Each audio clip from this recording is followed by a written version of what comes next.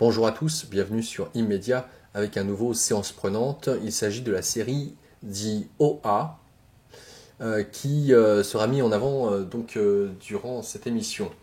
Alors, il s'agit d'une jeune femme du prénom qui répond au prénom de Prairie Johnson qui refait surface alors qu'elle a été enlevée, j'allais dire, qui a disparu depuis 7 ans.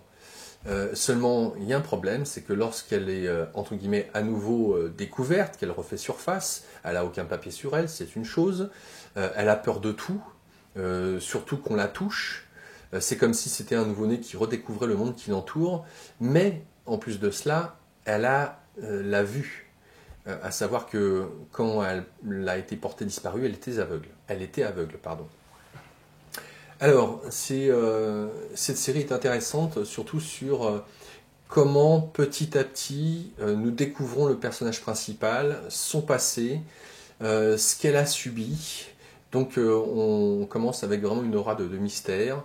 Elle retourne voir ses parents, je vous en dis pas trop, ses parents en qui finalement elle a très peu confiance. Et d'ailleurs, une famille un petit peu particulière, en tout cas la mère pourrait paraître un peu particulière, notamment la ville dans laquelle elle se retrouve, qui était donc sa ville natale, dans laquelle elle a grandi.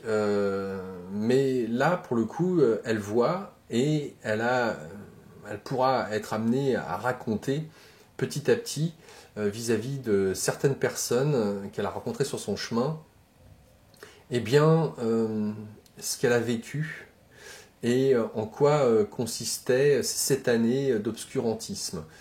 Alors, je ne voudrais pas trop vous en dire, et en même temps, je pense que je le ferai assez mal, mais il s'agit de voir à travers cette série le sujet des expériences d'On, et à travers ça, en même temps, d'aborder le domaine des multidimensionnalités. Et le fait de voyager, c'est assez ambitieux d'avoir voulu traiter ce sujet, à mon sens, sous cet angle. Le personnage en lui-même est assez intriguant, de même que les autres personnages qui vont venir s'agglutiner à elle par rapport à son message.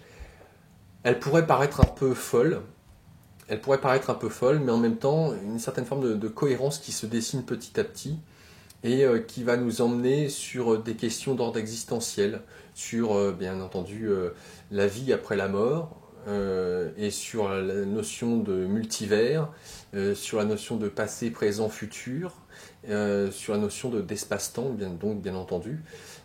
J'aimerais pas trop vous en dire davantage. D'ailleurs, la saison 1 s'arrête au bout de 8 épisodes qui durent 1 heure chacun. Mais cela laisse présager, si les scénaristes sont là, eh bien une saison 2 vraiment extraordinaire. Ça va dépendre vraiment du scénario. En tout cas, la saison 1 est vraiment superbe. Je vous la conseille. Nous vous la conseillons en vous souhaitant un bon visionnage et à bientôt.